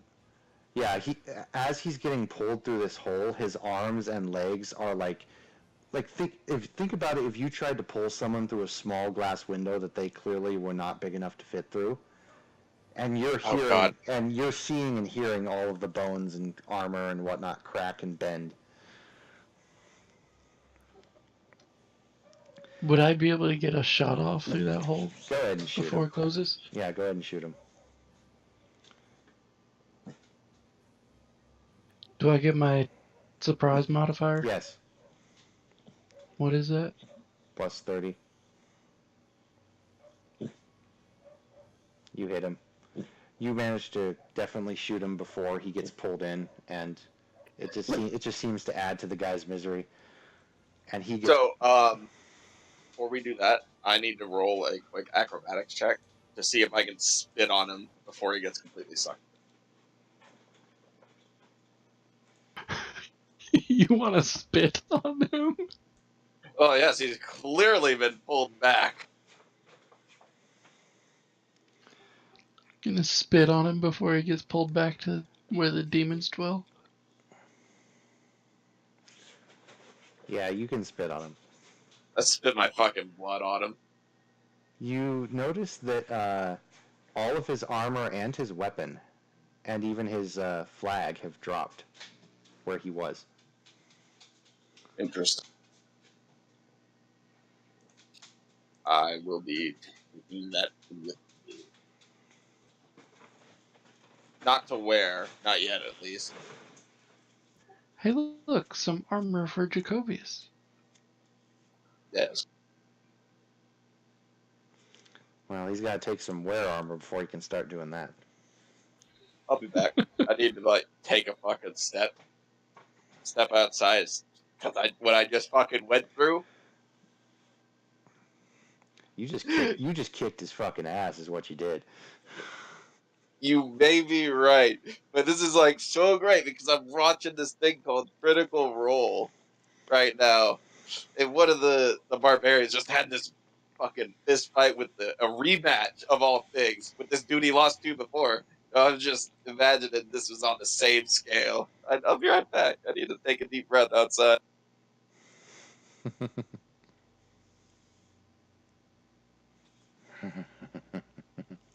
So what kind of armor is that? I'm basically, for all intents and purposes, this is going to be half plate.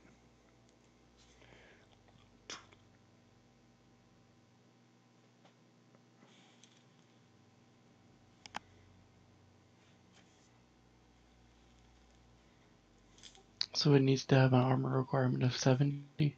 Mm-hmm. Well, I don't have that. I have a whole 10. You can definitely get him an armored long coat, though. Dracovius should definitely have an armored long coat on, at least, since that doesn't require any wear armor.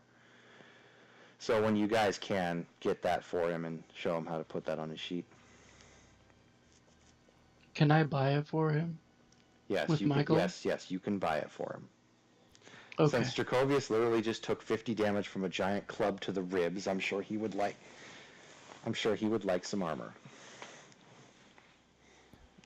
Dracovius, I'm buying you an armored longcoat. As Dracovius nods as he's holding his ribs. I can just imagine Dracovius just nodding, holding a thumbs up, going,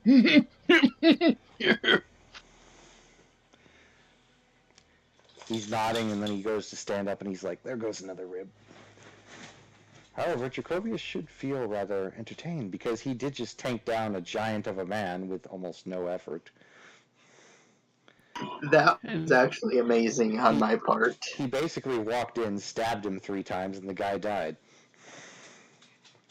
Kind of like Mordred on the other area. Yeah, you're getting some crazy and rolls. Vlad was just sitting there going, well, I'm not really helpful, except I can play with their brains. All right,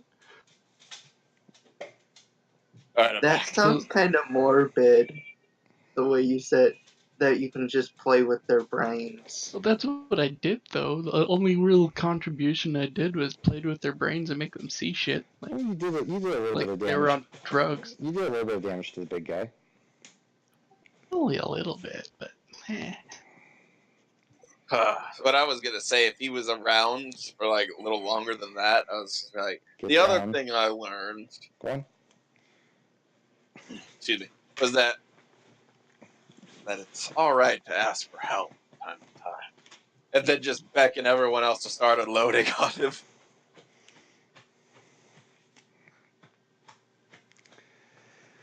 And then you can't honor can't put food on the table. Hey Sarge, what is the life of Arata right now? 52. Dracovius is gonna go over to Arata. accumulate a little bit of Xeon, and use his transfusion spell so that he recovers 20 life points Excellent. at the cost of 10 for me. Nice. Thank you, brother. I appreciate that. Now, this is sacrifice damage I just took. And it means a lot to thank you, Jason. So, with the rush of combat fading, I'm just gonna walk over to those little hands that belong to the lady. Yeah, and the other reason I didn't have Sylvia do anything is because she stayed back to watch just in case you guys got in big trouble. And by the time she actually dimensional doored over there, you guys were pretty much winning. So what she did was she was making sure that no one was sneaking up on you guys.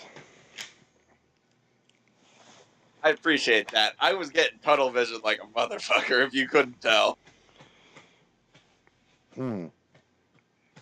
So It's a little hard to believe. I know.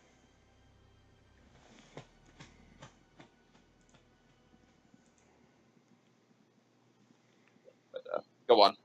I'll declare my next action after you.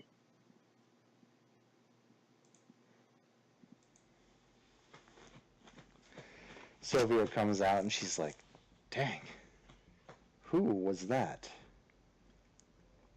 That, I'm gonna spit on the ground again, was a Kurokami dog. And then I'm going to just explain a brief history of these 5 great houses and particularly the Kurokami business and how they're not in great standing. Well, in comparison to the other houses. And I'm going to explain what I witnessed on the road prior to recruiting Arata into the trench coats. And taking a shot at that guy as he was running away on that road. That one day, long time ago in a galaxy far, far away. Mm-hmm. Wow, I can literally not move now because the dogs are like laying on my arm. All I can do is press the push to talk button and I can't move. Nice. Good doggos. Wish my dogs were like that, but no. They have to be pains in the butt. They are currently flipping out over your guys' voices right now. Hi, doggo. It's me, your best friend. He doesn't look very convinced. So, after all is said and done, I'm going to meet Arata down there at the pile of armor and ask Arata if the armor is worthless or if we should keep it to see if we can use it later. There's no point. Even by my standard, that's really wasteful. What I need, though, is someone of incredible talent. Because I'm going to walk over to the little lady's hands. I want to do a medicine check to see like how fresh they are. Can they be saved? If so, well, I need either Sylvia, who can go wherever she wants and probably has a means of preserving these, or Stein, who is the healer and might have a way of preserving these. Stein would be the better one to talk to.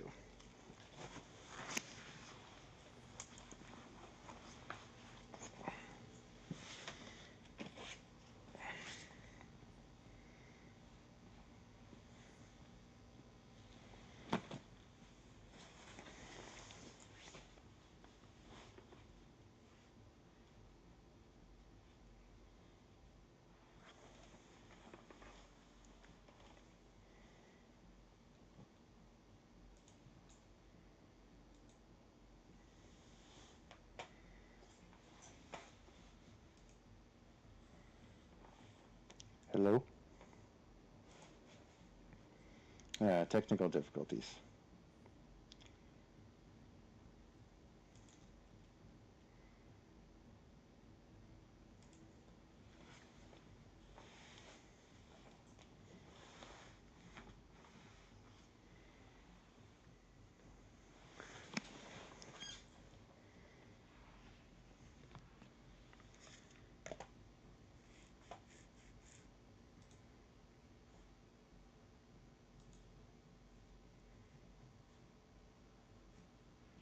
Well, that's where the session will end for now. Until the next time. Something's up. But I Yep. think someone might have been messing with my sheet. Hmm? I think someone was messing with my sheet. I hope not. Yeah, because I'm getting odd numbers. There's the 3 in my medicine, which I don't think was a 3, but I can't fucking remember. And then there's my initiative, of all things, is a 72. They're not supposed to be fucking. Hold on a minute.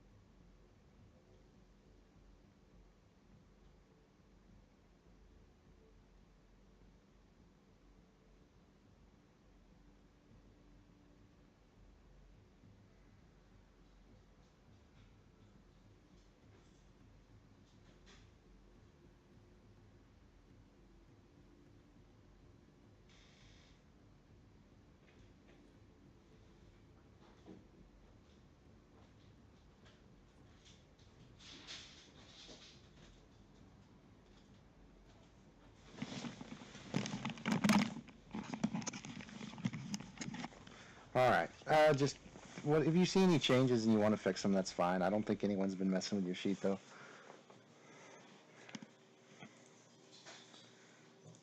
Do you hear me? Yeah. I, I would hope not, but there's things here that don't add up. Like my intelligence, I know I had a 6. I think it's a 5. And if let's say it was purposely changed, the modifier is still there. I wouldn't leave Well, that there. I'll tell you this right now. It's no one that I know. Stop! Oh, hold on. Yep, okay. Yeah, it's no one that I knew. No one was using your sheet but me. At least that I know of.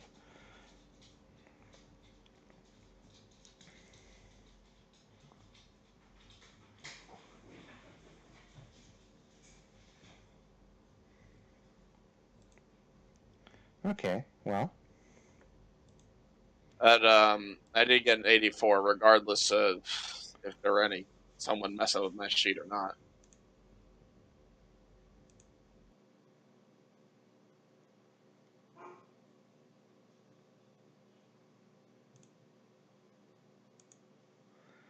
So, I'm going to hand out some rewards. Vlad, get a psychic point.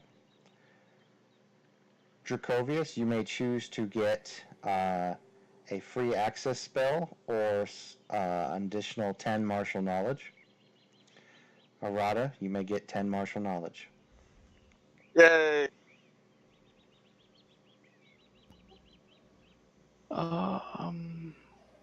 So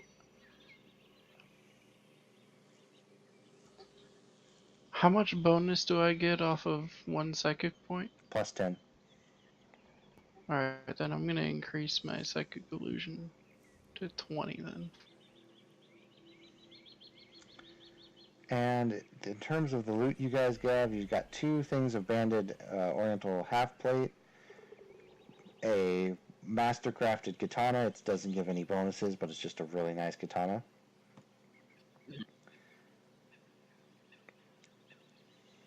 And other than that, these guys didn't seem to have much on them. Okay.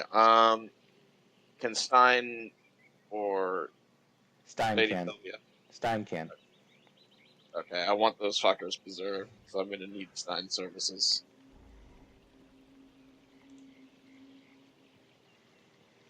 Yeah, Stein's going to go ahead and heal up you and Dracovius back to full. Oh, what about the little lady's hands? Yeah, he can preserve them. Okay. He keeps them Is in a that jar of Benzene Jr. No. is that katana better than the rapier that I have? It's the same.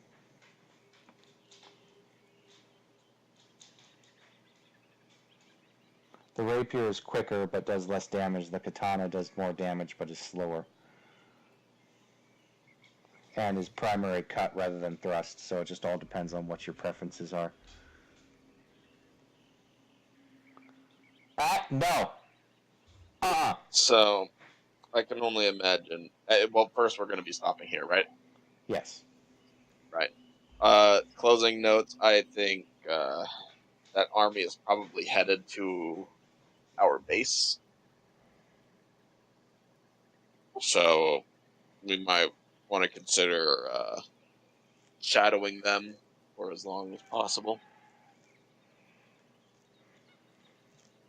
Other than that,